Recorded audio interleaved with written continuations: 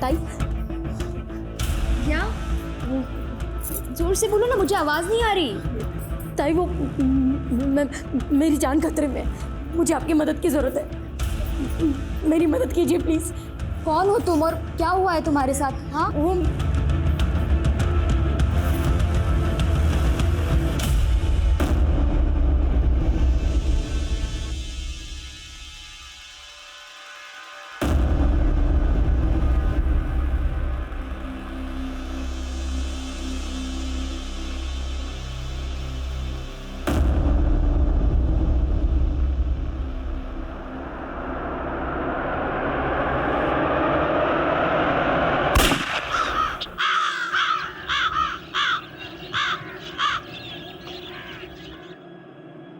बहुत ऊंचा उड़ना चाहती थी मैं, लेकिन जब भी मैंने उड़ान भरने की सोची जिंदगी ने मेरे पंख ही काट दिए।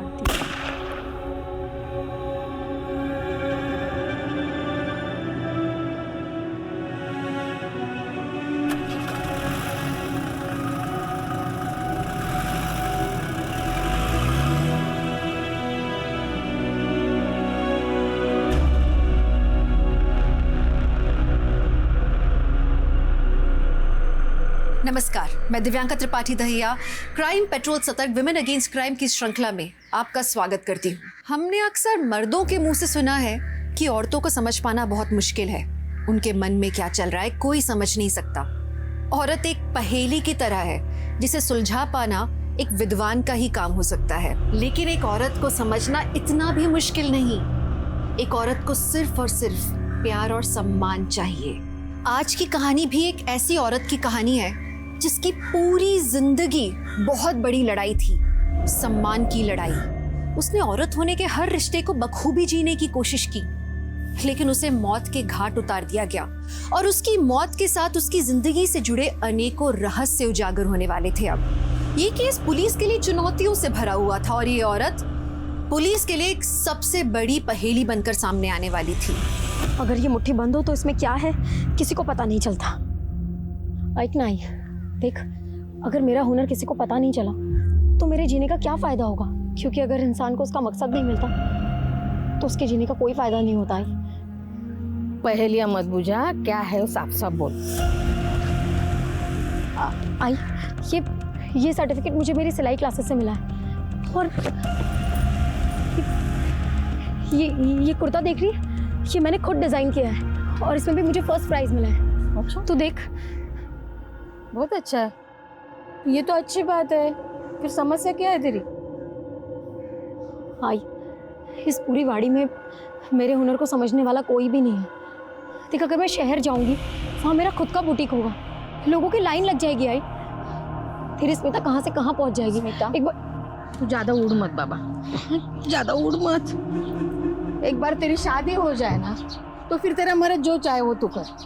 आई तो मुझसे पलड़ा झाड़ रही है। मैं काय को पल्ला झाड़ूंगी बाबा? एक विधवा अपनी बेटी की शादी कर ले, इससे बड़ी बात क्या हो सकती है? वो बाजू वाले गांव का लड़का आ रहा है तुझे देखने, वो तुझे पसंद कर ले बस। तेरी शादी के अलावा मैं कुछ नहीं कर सकती। हाय, ना चाह के भी मुझे ऐसा कदम उठाना पड़ रहा है। जानती हो तुझे मेरी चिट्ठी पढ़ के धक्का लगेगा, लेकिन मैं किसी गवार से शादी करके अपनी जिंदगी दांव पे नहीं लगा सकती।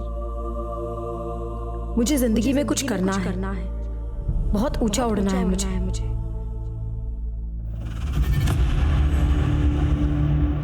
पाटिल, पूरा जंगल चेक करो, देखो कुछ मिलता है क्या। हटाओ इन लोगों को यहाँ से। सर, एक आदमी यहाँ से गुजर रहा था, उसने लाश को देखा, इसको शूट किया गया है और इसकी बॉडी पे ऐसा कुछ भी नहीं मिला जिससे पता चल सके कि कौन है।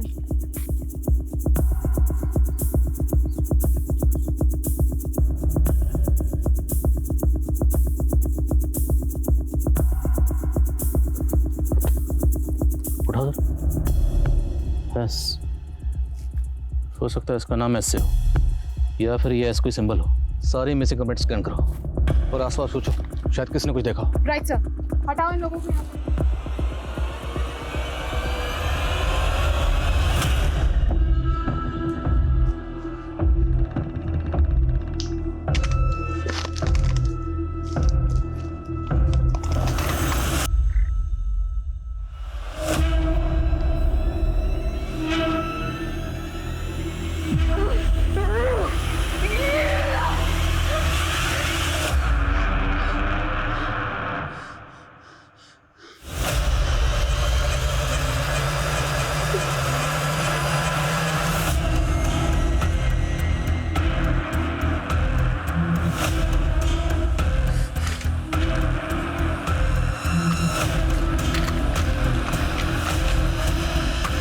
सर 0.9 बोर की देसी पिस्टल से विक्टिम को शूट किया गया था। सर विक्टिम की मौत 25 नवंबर की शाम 6-7 बजे के आसपास हुई थी। मतलब बॉडी मिलने के तकरीबन 15-16 घंटे पहले। जी सर। और सर इस औरत के शरीर पे मारपीट के भी निशान है। मर्डर के पहले इसे बहुत ज़्यादा मारा पीटा गया है। शिनाख्त कोई लीड? नो सर, इसकी कहीं कोई मिसिंग कंप्लेंट फाइल नहीं हुई है। इसकी तस्वीर सभी अखबार में दो, शायद कोई पहचान के लिए सामने है। जी सर।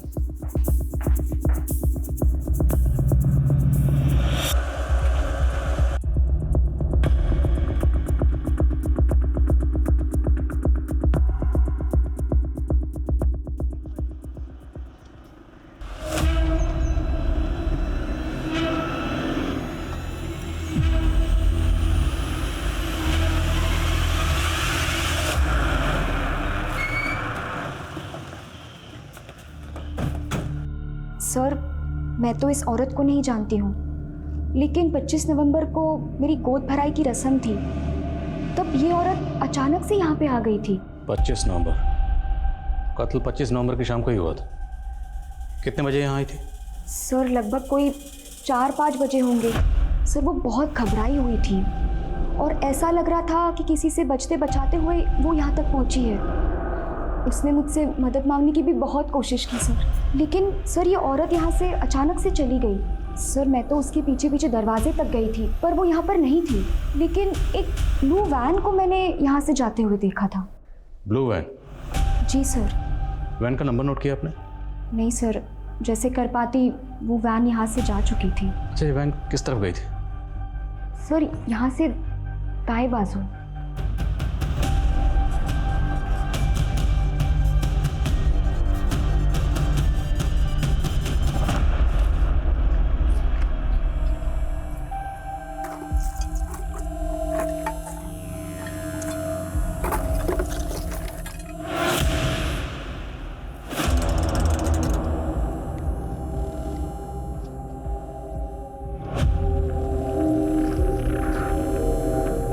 खाने को देगा? हैं?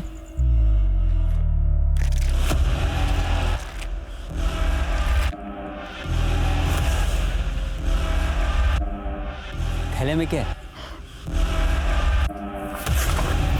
सर गीतांजलि के घर के आसपास कोई सीसीटीवी फुटेज नहीं मिला। और सर ऐसा ज़रूरी नहीं है कि विक्टिम उसी ब्लू वैन में गई हो जिसके बारे में गीतांजलि ने हमें बताया था।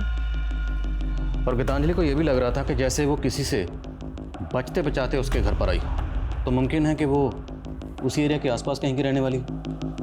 विक्टिम की तस्वीर उस एरिया में डोर टू डोर जाकर सबको दिखाओ, शायद कोई पहचान के लिए सामने आए।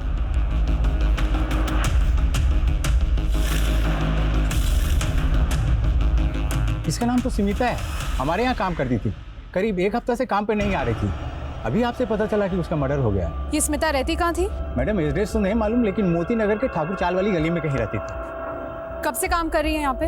1.5 महीने पहले आई थी काम ढूंढती हुई। ये मेरा सर्टिफिकेट है, मैंने सिलाई का पूरा कोर्स किया हुआ है, मुझे सिलाई बुनाई कढ़ाई सब कुछ आता है। स्मिता का मोबाइल नंबर दो। उसने मोबाइल नंबर नहीं दिया था, कह रही थी कि मोबाइल खो गया। पाटिल, मोती नगर और ठाकुर चौल में पता करो ये स्मिता रहती कहाँ थी। उसकी किसी के साथ दुश्मनी? इतना तो नहीं पता, लेकिन एक दिन जब मैं दुकान आया तो वो एक आदमी से झगड़ रही थी। तुम्हारी दिक्कत क्या है? तुम्हें समझ में नहीं आता क्या? मैंने कहा था ना मेरा तुमसे कोई वास्ता नहीं है। आज के बाद ना तो मेरे घर पे आना और ना यहाँ आना। चलो निकलो यहाँ से। स्मिता, क्या हुआ? कौन था ये? स्मिता ने उस आदमी के बारे में मुझे कुछ नहीं बताया। वो आदमी दिखता कैसा है बता सकते हो? 40-45 साल का उम्र था उसका।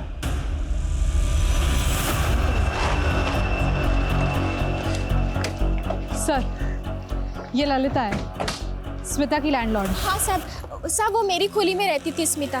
साहब मैंने ही उसे खोली भाड़े पर दी थी। बहुत अच्छी औरत थी साहब। यहाँ कब से रह रही थी? यही कोई लगभग 1 साल से। फैमिली के साथ? पति? साहब पति तो था, लेकिन वो यहाँ नहीं रहता था, बाहर काम करता था। पति का नाम क्या है? वो मेरे को नहीं मालूम, वो इधर को कम ही आता था।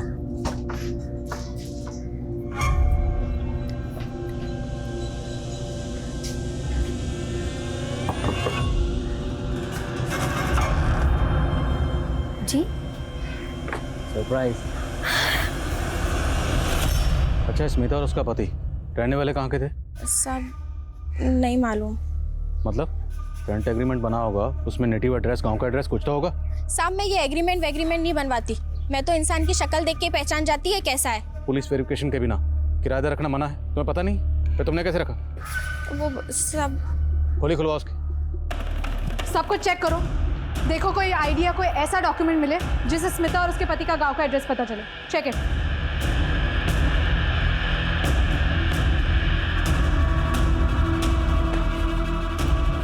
सर, सब कुछ चेक किया, कहीं कुछ नहीं मिला। न स्मिता का कोई आईडी, न स्मिता के पति से रिलेटेड कोई भी चीज़। सर, कहीं ऐसा तो नहीं कि स्मिता का आईडी भी कहीं गायब करवा दिया गया हो? प्रोसेस से पता करो स्मिता किस किस से मिलती थी और उसकी खोली में कौन कौन आता जाता था।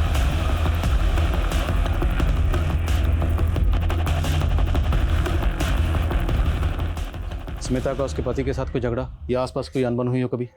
नहीं साहब, स्मिता तो अपने पति से बहुत प्यार करती थी। उसका किसी के साथ भी कोई एक मिनट साहब, याद आया। जन्माष्टमी वाले रात 2 लड़के लोग आए थे, स्मिता के साथ बहुत राड़ा करके गए। सॉरी, हाँ हमको वहाँ पे बेरंग करके आ गई और अब यहाँ पे रंगोली सजा रही है। जाए यहाँ से। छोड़ मुझे। छोड़ मुझे।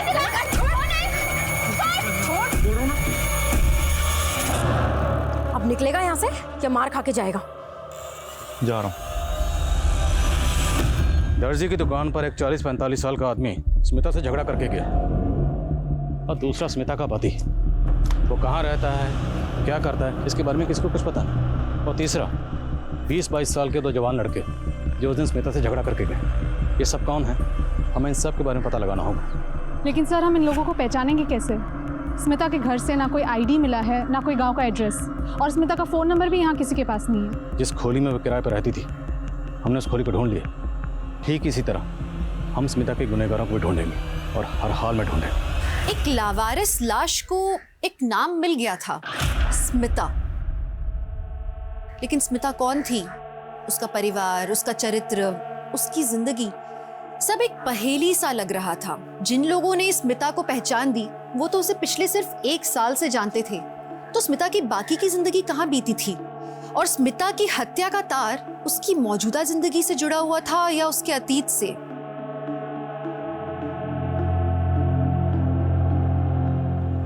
माँ का रिश्ता ठुकरा के मैं अपनी नई जिंदगी लिखने जा रही थी, लेकिन इस जिंदगी ने हर कदम पे मेरा अलग ही अंजाम लिख रखा था।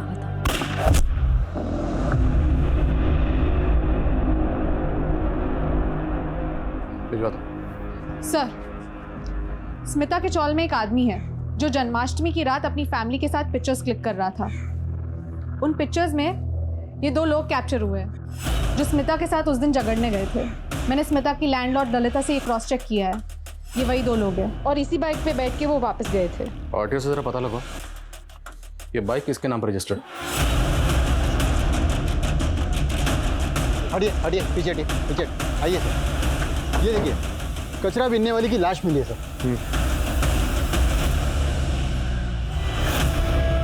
सर बॉडी देख के लगता है मर्डर काफी टाइम पहले हुआ है। शूट किया गया है इस। मराठे, एक कचरा बीनने वाले को भला इस तरह से कौन मार सकता है? एक काम करो, पूरे एरिया को अच्छे से छानबीन करो। सर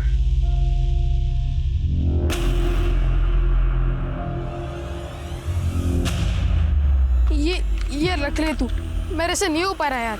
क्या नहीं हो पा रहा? कितने को टपका है तूने जो नहीं हो पा रहा? देख, शुरू शुरू में सबको ऐसा ही लगता है, कुछ नहीं, तू कर पाएगा। चल।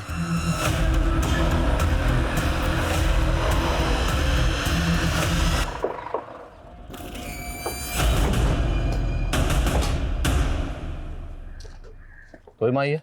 हाँ साहब, क्या बात है? स्मिता को जानता है? मर्डर हुआ इसका।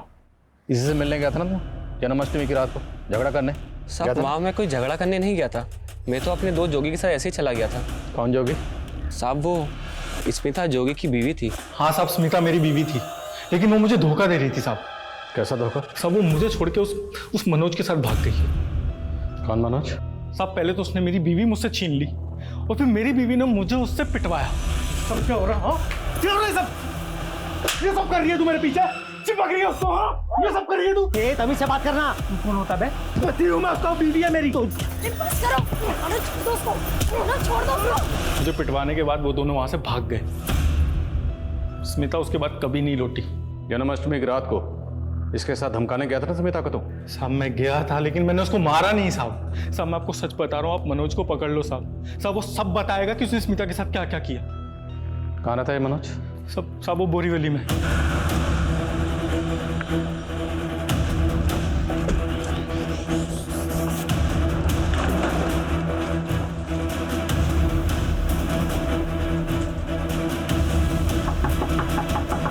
क्या स्मिता का मर्डर हो गया? चौंक तो ऐसे रहा जैसे कुछ जानता ही नहीं। सब बता दिया जोगी ने। तू स्मिता को लेकर भाग गया था ना? तूने शादी की उससे? नहीं साहब, मैंने स्मिता के साथ शादी नहीं की, वो तो जोगी से तंग आ गई थी। क्यों? नामर्द था वो, अपनी बीवी को पीट पीट कर अपनी मर्दांगी दिखा रहा था साहब। और तो और साहब उसका और माही का संबंध था, स्मिता तंग आई थी उनसे। तो ठाकुर चौल में स्मिता को वो खोली तूने दिलाई थी? ठाकुर चौल? नहीं साहब, ठाकुर चौल के बारे में मैं कुछ नहीं जानता। मैं तो कई महीनों से उससे मिला भी नहीं हूँ साहब, और वो भी मुझे छोड़ के चली गई साहब। मैं तो उसको संगम चाल में मिलता था, वो खोली मैंने उसको लेके दी थी साहब। अरे आना देख, आज से तुझे माई और जोगी से डरने की कोई ज़रूरत नहीं है। आज से ये घर तेरा। देख मैंने पूरा सामान भी डरा दिया है, अच्छा है ना? इतना प्यार करते हो मुझसे? लेकिन साहब स्मिता ने मेरे साथ अच्छा नहीं किया। थोड़े ही दिन में उसने अपना रंग दिखाना शुरू कर दिया। मेरे सारे पैसे जेवर लेकर वो भाग गई। किसके साथ गई, क्यों गई, मुझे नहीं पता साहब।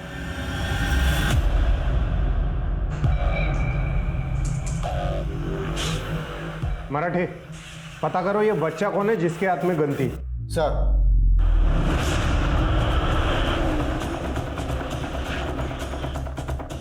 हाँ साहब, 1 साल पहले तक ये औरत उस मनोज नाम के आदमी के साथ यहीं पे रहती थी। अच्छा, ये मनोज बता रहा था कि स्मिता उसके घर से कुछ पैसे और गहने वगैरह लेकर भाग गई। अरे साहब झूठ बोल रहा है, वो 1 नंबर का कमीना है। वो तो खुद अपनी बीबी को छोड़ के उस पे लट्टू हो गया था, और जब उसकी बीबी को पता चला तो उसने उसका जीना ही हराम कर दिया। अच्छा, मनोज की बीवी के अलावा स्मिता को यहाँ आसपास किसी और से कोई झगड़ा? नहीं साहब, लेकिन हाँ एक बच्ची भी उनके साथ रहती थी।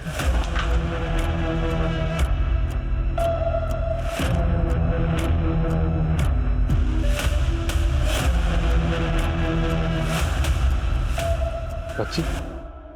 क्या लगती थी वो उनकी? वो सब पता नहीं। साहब आप ही बताइए, अगर कोई औरत किसी के पति को बहलाएगी फुसलाएगी तो बीवी चुप तो नहीं बैठेगी ना साहब? आरती तो नहीं उतारेगी ना उसकी? और वैसे भी अच्छा हुआ इसके साथ, भाग गई ना सब कुछ लेकर। भाग गई या तूने उसे भगा दिया इस दुनिया से? नहीं साहब, मैंने उसके साथ ऐसा कुछ नहीं किया साहब। आप लोग मेरे ऊपर शक मत कीजिए। हाँ इसने अगर कुछ किया है ना तो डाल दो उसको जेल में। तू चुप कर रहा, क्या बोल रही है तू? तुम्हारे और स्मिता के साथ जो बच्ची रह रही थी वो कौन थी? साहब बच्ची? कौन बच्ची रे? कौन बच्ची? अरे बता रहे तो दे मुझे साहब। वो स्मिता की रिश्तेदार थी साहब। कौन थी? नाम क्या था? कहाँ की रहने वाली थी? उसका नाम कोयल था साहब। बस स्मिता ने मुझे उसका इतना ही बताया था। स्मिता और बच्ची के साथ रह रहा था, तो तुझे नहीं पता वो बच्ची कौन थी? सब सच बोल रहा हूँ साहब, मुझे कुछ नहीं पता साहब।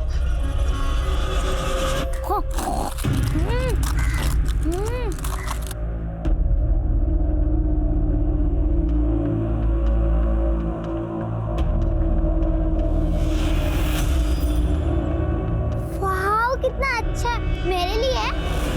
Thank you.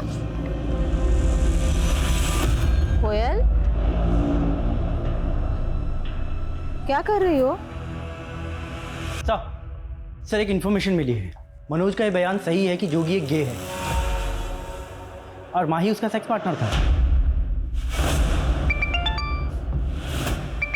Excuse me sir.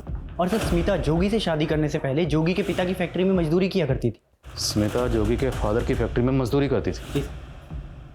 जोगी के फादर को बोलो। सर एक इन्फॉर्मेशन मिली है। जिस एरिया में स्मिता की लाश मिली थी वहाँ से करीब 15 किलोमीटर दूर एक लावारिस वैन मिली है जिसका कलर ब्लू है। सर ये औरत यहाँ से अचानक से चली गई। सर मैं तो उसके पीछे पीछे दरवाजे तक गई थी पर वो यहाँ पर नहीं थी, लेकिन ब्लू वैन को मैंने यहाँ से जाते हुए देखा था।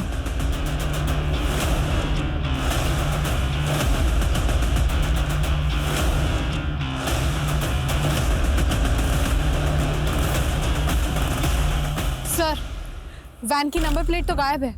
गाड़ी की चेसी नंबर से आरटीओ में पता करो कि वैन किसके नाम पर रजिस्टर्ड है। गीतांजलि को शक था कि स्मिता को किसी ब्लू वैन में ले जाया गया था। हो सकता है वही ब्लू वैन। और फ्रेंसिक को बुला। Right sir. हाँ सर, स्मिता मेरी फैक्ट्री में काम करती थी और जोगी को स्मिता पसंद थी, वो उससे शादी करना चाहता था, इसलिए मैंने उसको एक दिन अपने घर मिलने के लिए बुलाया। देख बेटा स्मिता, मैं सिर्फ इतना बोल सकता हूँ कि मेरा बेटा तुम्हें हमेशा खुश रखेगा। वो तुमसे बहुत प्यार करता है। क्यों, करेगा ना शादी? तो आपने स्मिता को अपने बेटे के बारे में सब कुछ साफ साफ बताया था? उसे बताया था कि आपका बेटा जोगी गे है? सर मैं माही को जोगी से दूर करना चाहता था। पहले बदनामी बहुत हो रही थी, इसलिए मैंने स्मिता को। स्मिता रहने वाली कहाँ की थी? उसका एड्रेस? सर स्मिता हमारे फैक्ट्री की मजदूर थी और कभी उसने कोई पेपर हमें दिए नहीं और मैंने भी उससे नहीं मांगा, और फिर बाद में उसने मेरे बेटे को छोड़ भी दिया था। स्मिता ने आपके बेटे को छोड़ा इसलिए तो दर्जी की दुकान पर आप उससे झगड़ा करने गए थे? नहीं सर, ऐसा कुछ भी नहीं था। जब से स्मिता जोगी को छोड़ करके गई थी मैं उससे कभी भी नहीं मिला, बल्कि जोगी और माही को लेकर के मैं।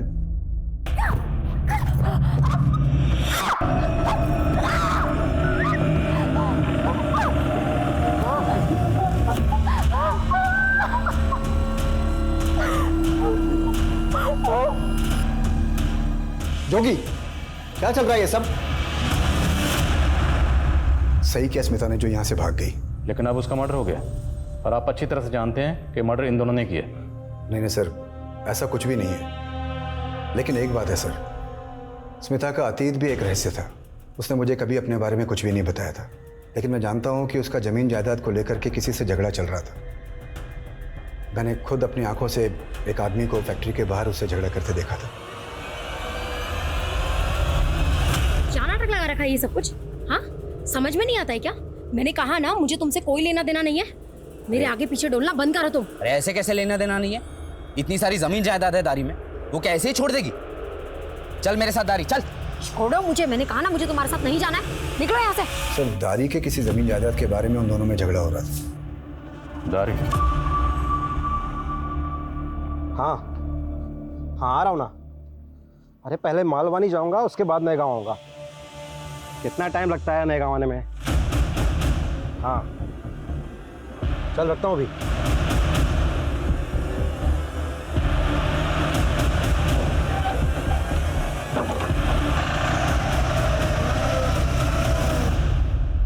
बोलो, क्यों मारा स्मिता को? सर हमने कुछ नहीं किया है। तुम लोगों ने क्या किया और क्यों किया मुझे मालूम है। तुम दोनों का आपस में लफड़ा और स्मिता वो थी कबाब में हड्डी, इसलिए उसे मारा ना? नफरत करता था स्मिता से मैं, नफरत। अरे स्मिता से ही नहीं, दुनिया की सारी औरतों से नफरत करता हूं मैं उनके जैसा क्यों नहीं दिखता? अगर मेरा बस चलता ना तो दुनिया की सारी औरतों को जान से मार दूं मैं। जब स्मिता को मैं नंगा करके मारता था तो मुझे जोगी के साथ प्यार करने में और ज्यादा मजा आता था। सर उस स्मिता के लिए बहुत बड़ी बात थी कि उसके गले में मेरे नाम का मंगलसूत्र था। क्या बड़ी बात थी? हाँ क्या बड़ी बात थी? बल्कि तूने शादी करके उसकी जिंदगी बर्बाद कर दी थी। अब बताओ, तुम दोनों ने स्मिता को क्यों मारा, कहाँ मारा और कैसे मारा? सर हमने स्मिता को नहीं मारा, लेकिन मौका मिलता ना तो जरूर मार देता। हम सच बोल रहे हैं, हमने नहीं मारा उसको सर। वो तो हम पता लगा लेंगे। मुकेश लगाओ जरा पता। सर लेकिन बात तो सुनिए सर। सर मैंने पता किया है, दारी नाम की जगह नासिक डिस्ट्रिक्ट में है। नासिक पुलिस से कांटेक्ट करो, शायद स्मिता के गांव का पता चला। ओके सर, फॉरेंसिक को वैन में ब्लड के ट्रेसेस मिले जो स्मिता के ब्लड के साथ मैच करते हैं। वैन किसकी है, कुछ पता चला? यस सर, ओनर का पता लग चुका है। उठाओ उसे। Right sir. अंदर कैसे आया तू? क्या कर रहा था इधर? नहीं, मुझे नायगांव ही जाना था। ये नायगांव ही है ना? मैं कहाँ जाना है? गेड़ा समझा है मेरे को? गेड़ा समझा है? चोरी करने का आया ना साला? चोरी नहीं किया। चल साले तू चोरी चल, नहीं किया। चल तेरे को पुलिस में दूंगा, 2-4 डंडे पड़ेंगे सब समझ। साहब मेरा इस सबसे लेना देना हो ही नहीं सकता। वैन तो मैंने कब की भेज दी थी। वैन तो अभी तुम्हारे नाम पर। साहब इसकी डिलीवरी नोट तो मैंने कब की उसके पास भेज दी थी। उसकी ज़ेरॉक्स कॉपी मेरे पास है साहब। उसने कहा था कि वो अपने नाम पे ट्रांसफ़र करवा लेगा। था कौन वो आदमी? साहब वो मैंने इंक्वायरी नहीं किया साहब उसके बारे में, लेकिन अच्छी कीमत दे रहा था साहब, इसलिए थोड़ा लालच आ गया साहब। चेहरा देखा था? स्केच बनवा सकते हो? नहीं साहब इतना तो ध्यान नहीं है साहब। हाँ लेकिन सामने आएगा तो पहचान लूँगा साहब। ठीक है जा। सर स्मिता दारी की रहने वाली है। उसके ऊपर एक केस भी चल रहा था वहाँ। कैसा case? Abetment of suicide. Smita का पति विक्रम, उसने सुसाइड किया था।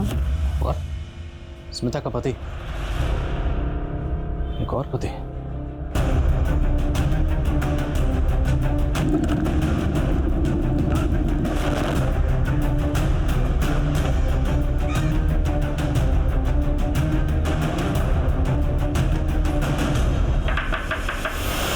मैंने अपने बेटे विक्रम की शादी स्मिता से की थी, लेकिन उसने तो मेरे भोले भाले बच्चे की जान ही ले ली। मतलब? साहब मेरा बेटा विक्रम दिमाग से बच्चा था। 10 साल पहले स्मिता की आई मामा मामी को लेकर उसका रिश्ता लेकर आई, लेकिन उसके पहले ही मैंने अपने बेटे के बारे में उनको साफ बता दिया था। और फिर स्मिता को बड़ा घर चाहिए था, शहर जाना था, और मैंने सोचा शादी के बाद हम सब चले जाएंगे शहर में। लेकिन शादी के कुछ समय बाद स्मिता ने रंग बदलना शुरू कर दिया। नहीं मुझे खाना नहीं खाना, नहीं तुम मेरे साथ रहोगे। नहीं नहीं नहीं नहीं नहीं सुनो, तुम मेरी पत्नी हो ना? हाँ। तुम मेरी पत्नी हो तो मैं गाना गाऊंगा और तुम डांस करोगी। पहले खाना खाएंगे उसके बाद नहीं नहीं नहीं, पहले आप खाना नहीं खाएंगे, पहले तुम डांस करोगे। चलिए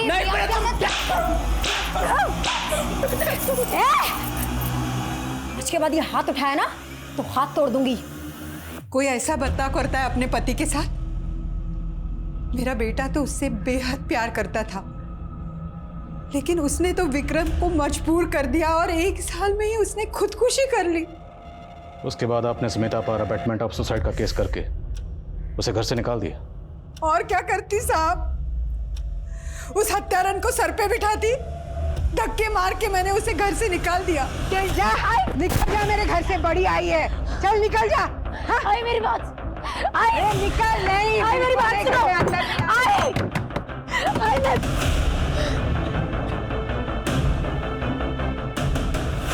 वैसे विक्रम के गुजरने के बाद कानूनी तौर पर इस प्रॉपर्टी पर उसकी पत्नी का भी हक था, स्मिता का। उसका? कैसे? मेरा बेटा चला गया, उसका हक चला गया। स्मिता की माँ कहाँ रहती है?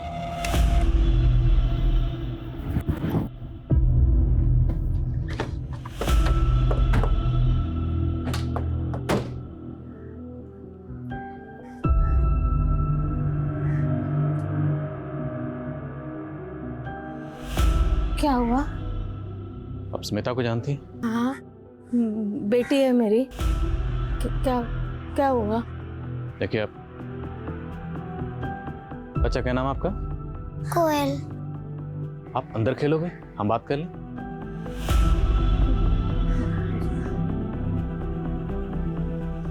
काय झालं? आपकी बेटी स्मिता अब इस दुनिया में नहीं रही।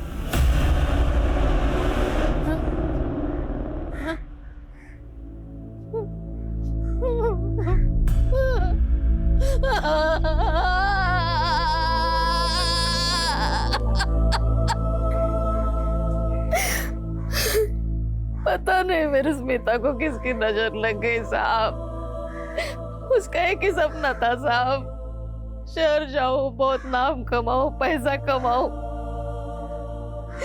लेकिन मैं गरीब विधवा, मैं कैसे बेच सकती थी ना शहर उसको। मासी के गांव का एक रिश्ता तय कर दिया था मैंने, लेकिन वो भाग गए मुंबई अपने मामा मामी के घर। फिर कुछ दिनों के बाद उसके मामा मामी ने उसे बहला फुसला कर गांव वापस छोड़ दिया। जवान बच्चे की जिम्मेदारी कौन लेता ना। उसकी मामी ने वो रिश्ता लाया था विक्रम का। बोला बहुत बड़ा घर है, पैसे वाले लोग हैं, इसी बहाने मुंबई भी जा सकती है। तो स्मिता मान गई। मामी ने बोला लड़का भोला है, लेकिन ये नहीं बोला कि लड़के का दिमाग बच्चे का है। मेरी स्मिता खुश नहीं थी साहब उसके साथ, फिर भी निभा रही थी अपनी शादी। और फिर विक्रम के मौत के बाद उसके घर वालों ने उसे बाहर निकाल दिया और फिर सब लोग ताने देने लगे उसको। फिर उसे सूरज से प्यार हो गया। सूरज? हाँ।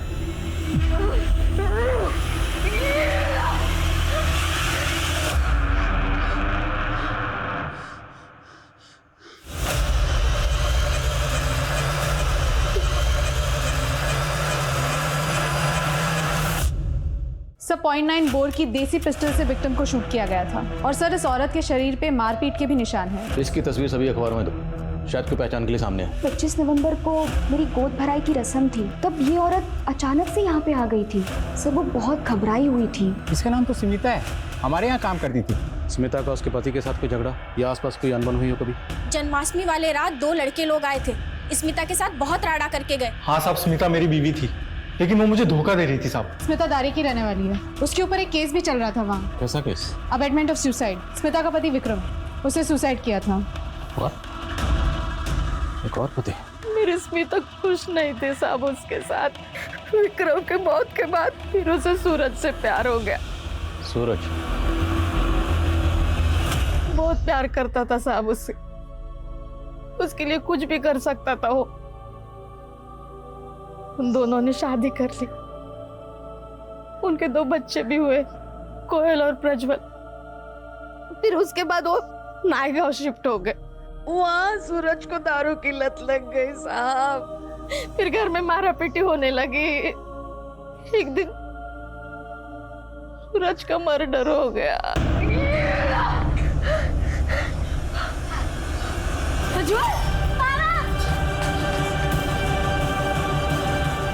सबको यही लगा कि प्रज्वल ने अपने बाप सूरज को मार दिया। प्रज्वल मतलब स्मिता और सूरज का बेटा? हाँ। फिर उसे वो सुधार गृह भेज दिया गया। फिर स्मिता कोयल को लेकर मुंबई चली गई साहब, लेकिन मुंबई में भी वो कोयल के साथ किसी ने जबरदस्ती करने की कोशिश की। कोयल के साथ जबरदस्ती? हाँ साहब। फिर स्मिता कोयल को यहाँ छोड़ के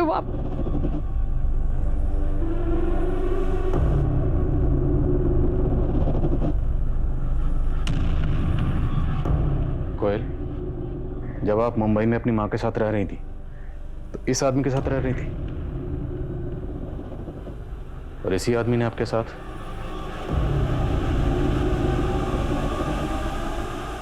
अंकल आप?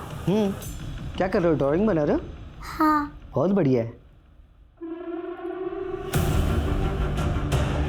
अंकल ये आप क्या कर रहे हो? अरे देखो हमने, मुझे। अरे हम एक खेल खेलेंगे, तुम्हें मजा आएगा। चुप चुप चुप चुप। अरे कुछ नहीं होगा, मजा आएगा। मैं बोल रहा हूँ ना, कुछ नहीं होगा। हाँ मेरी बात तो सुनो। कुछ मनोज? मम्मा ये अंकल गंदे हैं। स्मिता वो निकल यहाँ से, निकल जाए यहाँ से। जुवेनाइल होम से पता करो, हम प्रज्वल से कब मिल सकते हैं। और ये मनोज, उठाओ उसे। Yes sir.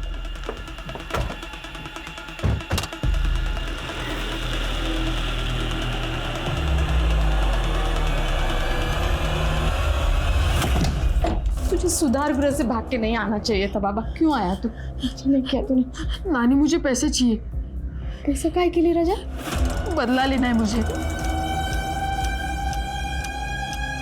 हम में से ज्यादातर लोग अपने अंदर और बाहर दो अलग अलग जिंदगियां जीते हैं, जो जिंदगियां आपस में कभी मेल नहीं खाती। हम अक्सर कोशिश करते हैं कि हम लोगों की नजरों में वैसे ही दिखें जैसा हम लोगों को दिखाना चाहते हैं। लेकिन स्मिता क्या चाहती थी? जिंदगी के हर पड़ाव पर वो एक नया चेहरा लेकर सामने आई। स्मिता की मंशा कोई समझ नहीं पाया या स्मिता की मंशा में ही कोई खोट थी, ये कह पाना बहुत मुश्किल है। लेकिन स्मिता से जुड़ी हर बात के पीछे एक नई कहानी निकल कर आ रही थी। सब मैंने कुछ नहीं किया साहब। तेरे जैसा घटिया इंसान जब छोटी बच्ची के बारे में इतना गंदा सोच सकता है तो कुछ भी कर सकता है। छोड़ो साले को, अच्छी तरह सर, प्रज्वल बाल सुधार से भाग गया, मैंने पता किया। एक कचरा बिनने वाले के मर्डर में भी इसकी तलाश है। ये देखिए सीसीटीवी फुटेज। और एक बात सर, इसके बाद उसने एक टेम्पो ड्राइवर पे हमला किया, जिसके बाद मालवनी पुलिस ने उसे अरेस्ट कर लिया था।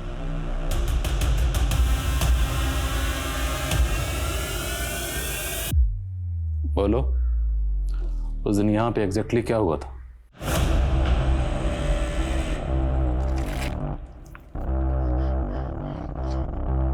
थैले में क्या है?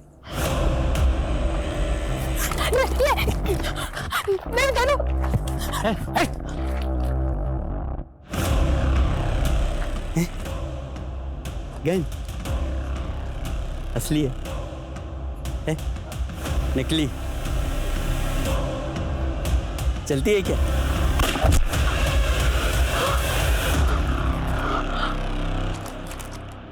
ये गन तुम्हारे पास कहाँ से आई? बोलो। तुम्हारी आई का मर्डर भी एक गन से हुआ था, किसने किया? सच सच बताओ। हाँ, मैंने ही मारा है अपनी आई को, मेरी वजह से ही वो।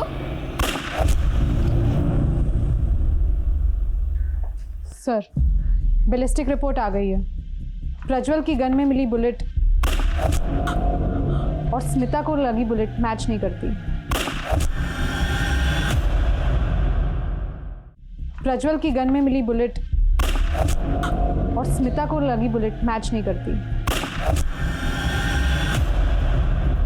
तो ये बच्चा झूठ क्यों बोल रहा है? किसने अपनी आई को मारा?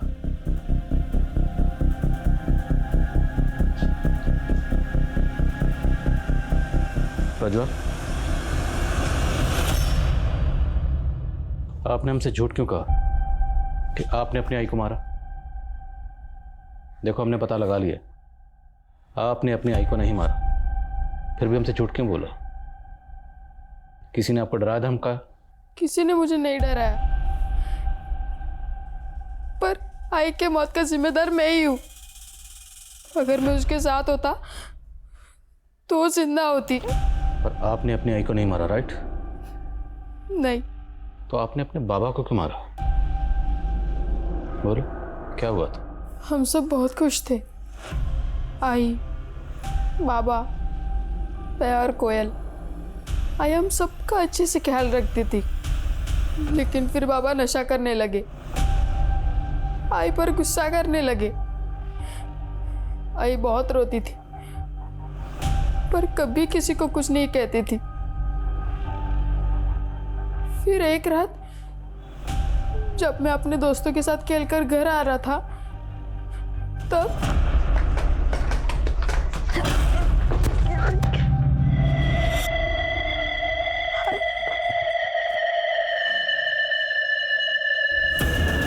बाबा, बाबा क्या हो गया?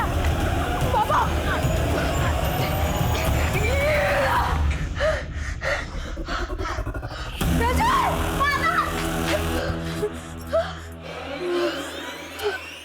तो आपने पुलिस को बताया क्यों नहीं कि आपने अपने बाबा को नहीं मारा?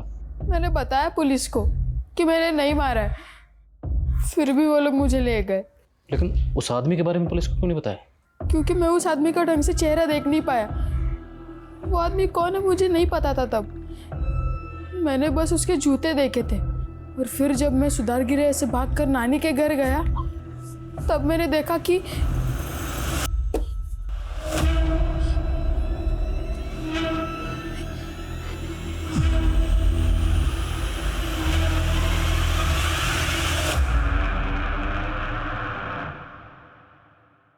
कौन था वो आदमी?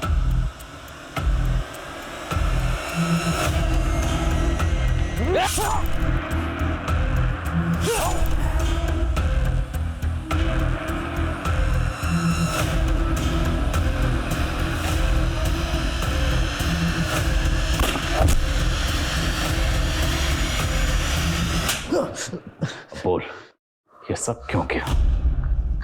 करीब 14 साल पहले स्मिता अपना घर छोड़कर मुंबई आई थी अपनी शादी से बचने के लिए सर।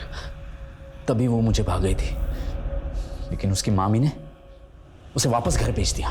स्मिता को तब उतना समझ में नहीं आता था, लेकिन मैं सब समझती थी। मैं अपने पति से स्मिता को दूर रखना चाहती थी, इसलिए मैंने विक्रम और स्मिता की शादी करवा दी। विक्रम की मौत के बाद सोचा था मैं स्मिता पर हाथ साफ कर लूंगा, लेकिन विक्रम की मौत के बाद उसे सूरज में सच्चा प्यार मिला। लेकिन मैंने भी हार नहीं मानी। मैंने सूरज को नशे की लत लगा दी। एक दिन मुझसे रहा नहीं गया और मैं प्लानिंग करके सूरज के साथ दारू पीने बैठा। लेकिन फिर उसने उस जोगी से शादी कर ली। और जोगी ने उसे परेशान करना शुरू किया तो स्मिता ने मनोज में अपना साथी ढूंढ लिया। लेकिन जब मनोज ने उसकी बेटी पर बुरी नजर डाली तो मनोज को छोड़कर मोती नगर में रहने लगी।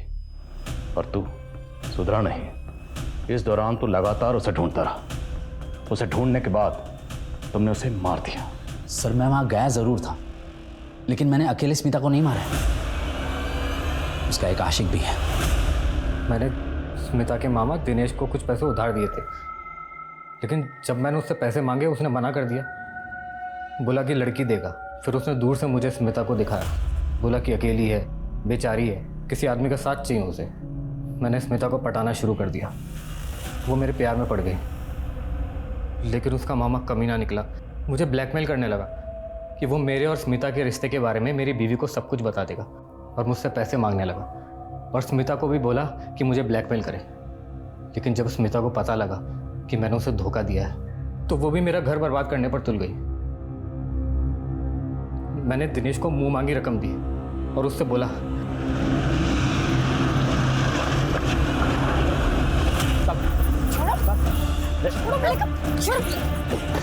पकड़ उसे।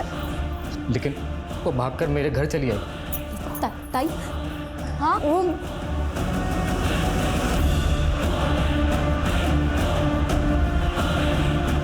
दिनेश, इसे स्मिता का खेल खत्म कर। तुझे जितने पैसे चाहिए मैं दूंगा।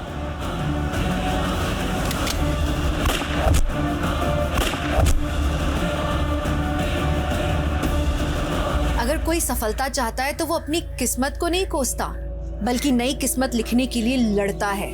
स्मिता भी अपनी जिंदगी को एक खुशहाली का मुकाम देना चाहती थी। एक अकेली औरत का हर मर्द हमदर्द बनने को तैयार रहता है, लेकिन जब कोई औरत अपनी अलग पहचान बनाने की कोशिश करती है तो उसका मददगार बनने की जगह उसके इर्द गिर्द के मर्दों के अहम को ठेस पहुंचती है। स्मिता भी एक खुशियों से भरी अच्छी जिंदगी चाहती थी। वो लगातार अपने स्वाभिमान के लिए लड़ना चाहती थी, लेकिन उसने क्या किया? वो अपनी किस्मत की लकीरों को खुद बार बार बिगाड़ रही थी, एक ही इंसान पे भरोसा करके, अपने मामा पर।